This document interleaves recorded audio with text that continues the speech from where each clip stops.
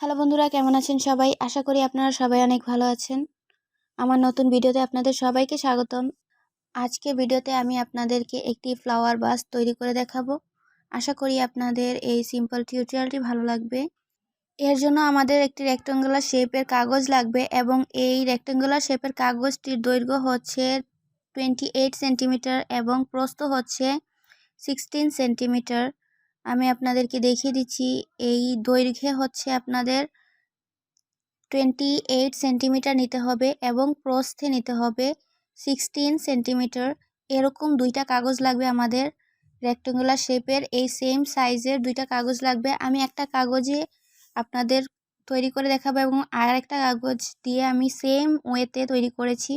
এখানে প্রতি 4 সেন্টিমিটার পর পর একটা করে মার্ক করতে হবে।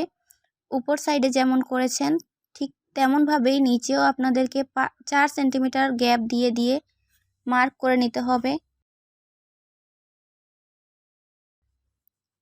এবার মার্ক করার পর এখানে মাঝ বরাবর, এখানে যেহেতু আমরা 16 সেন্টিমিটার নিয়েছি তাই এখানে আমরা 8 সেন্টিমিটারে একটা মার্ক করে নেব। তারপর স্কেলের সাহায্যে আমরা এই মার্কগুলোকে জয়েন করব।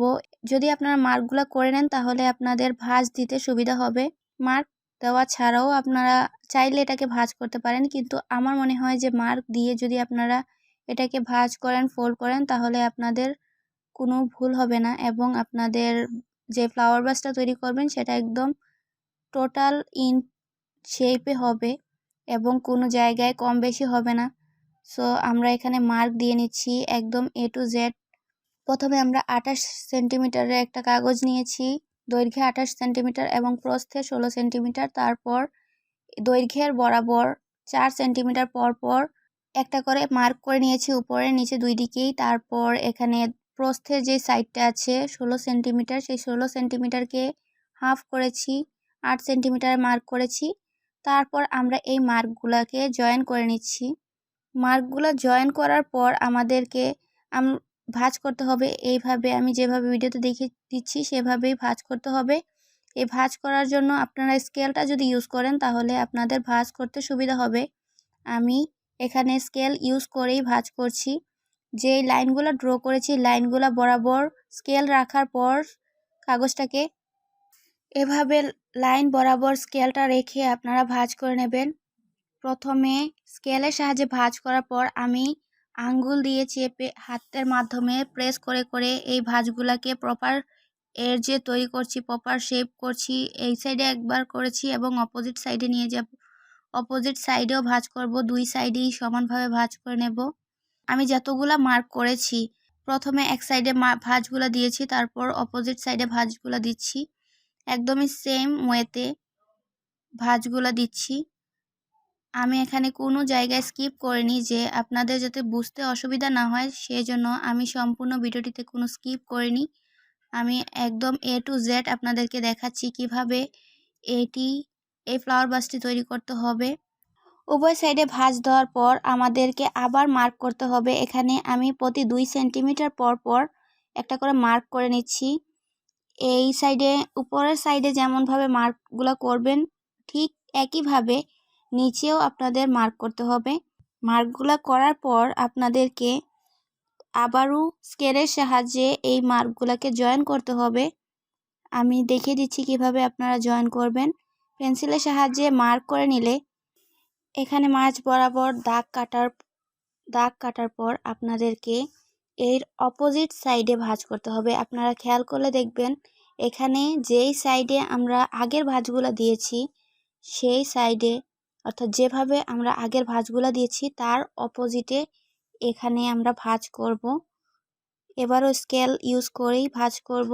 স্কেল ইউজ করে যখন আপনারা ভাঁজ করবেন তখন আপনাদের ভাঁজ করতে কোনো অসুবিধা হবে না এবং আপনাদের ভাঁজটা একদম প্রপারলি হবে, একদম সমান এবং কোনো অংশে কম বা বেশি হবে না। সো আমরা ভাঁজ করে নিয়েছি। ভাঁজ করার পর এবার আমাদেরকে এটাকে ফোল্ড করতে হবে।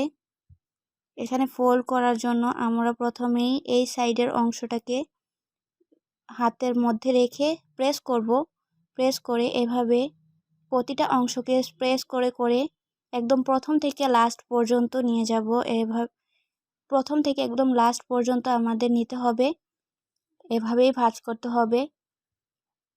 হাতের সাহায্যে আপনাদেরকে প্রেস করে প্রতিটা ভাঁজকে প্রপার শেপে নিয়ে যেতে হবে এবং ভাঁজগুলোকে একদম সমান করতে হবে। এখানে আপনাদের তেমন সমস্যা হবে না ভাঁজ করতে, কারণ আপনারা যেহেতু স্কেলের সাহায্যে এটাকে ভাঁজ করেছেন এবং আপনারা আগের ভাঁজগুলোকে সবগুলা আমরা মাপ অনুযায়ী করেছিলাম, তাই এখানে আপনাদের জাস্ট একটু প্রেস করতে হবে এবং চাপ প্রয়োগ করতে হবে। প্রেস করবেন এবং এটাকে ফোল্ড করবেন।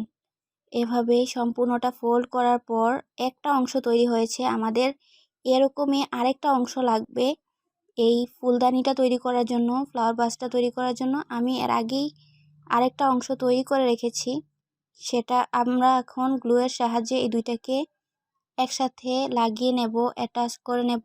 এর জন্য আপনাদের একদম লাস্টের সাইডের অংশটা থেকে কিছুটা অংশ আনফোল্ড করতে হবে এবং এখানে গ্লু লাগাতে হবে। আপনারা এখানে গ্লু লাগানোর পর যখন এটা শুকিয়ে যাবে তখন এখানে আবার ফোল্ডটাকে করে নেবেন, আগের অংশটার মতো করে আবার ফোল্ড করে নেবেন। এভাবে আপনারা এই জায়গাটাতে গ্লু লাগাবেন। এখানে একটা অংশ যখন গ্লু লাগানো হয়ে যাবে এবং এটা প্রপারলি একটার সাথে আরেকটা অ্যাটাচ হয়ে যাবে, গ্লুটা শুকিয়ে যাবে, তারপর আপনাদেরকে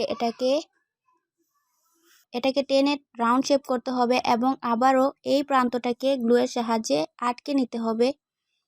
আটকে নেওয়ার পর আপনাদের এটাকে প্রেস করে শেপগুলোকে আবার প্রপারলি আগের মতো করে অ্যাডজাস্ট করে নিতে হবে। যেহেতু গ্লু লাগানোর সময় আমরা আনফোল্ড করেছিলাম, তাই অনেক সময় ফোল্ডগুলো একটু প্রপার শেপ থেকে একটু অন্যরকম হয়ে যায় বা একটু আলাদা লাগে।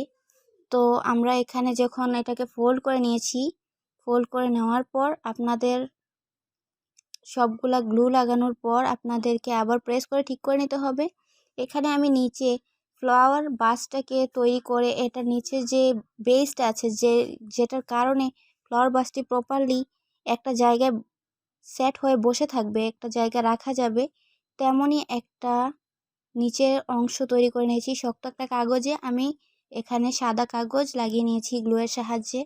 ফ্লাওয়ার বাসের উপরের অংশটা এবং নিচের অংশটা লাগানোর পর এখানে ডেকোরেটিংয়ের জন্য কিছু ফ্লাওয়ার অ্যাড করেছি, ফ্লাওয়ার এবং পাতা অ্যাড করেছি। এই মিনি রোজগুলা যেগুলো আমি এখানে ফ্লাওয়ার বাসটার নিচের অংশটাতে লাগিয়েছি, সেগুলোর টিউটোরিয়াল যদি আপনারা দেখতে চান তাহলে এই ভিডিওর আই বাটনে এবং ডেসক্রিপশন বক্স সেই ভিডিওটার লিঙ্ক আমি দিয়ে দেব। এবং এই ফ্লাওয়ার বাসটাতে যেই বড় ফ্লাওয়ারগুলো আছে, যে বড় রোজগুলোকে আপনারা দেখতে পাচ্ছেন যেগুলো আমি সাজিয়েছি, সেগুলোর টিউটোরিয়ালও আমি এই ভিডিওর ডেসক্রিপশন বক্সে দিয়ে দেব।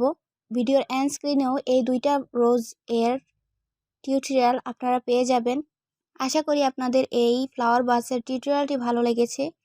যদি আপনাদের এই টিউটোরিয়ালটি ভালো লেগে থাকে তাহলে অবশ্যই ট্রাই করবেন এবং ভিডিওটি ভালো লেগে থাকলে ভিডিওতে লাইক করতে পারেন, আপনাদের মতামত জানাতে পারেন কমেন্টের মাধ্যমে। চাইলে আপনাদের বন্ধুদের সাথেও এই ভিডিওটি শেয়ার করতে পারেন। সম্পূর্ণ ভিডিওটি দেখার জন্য ধন্যবাদ। দেখা হবে পরবর্তী ভিডিওতে। Until then, stay safe, stay healthy, take care and good by.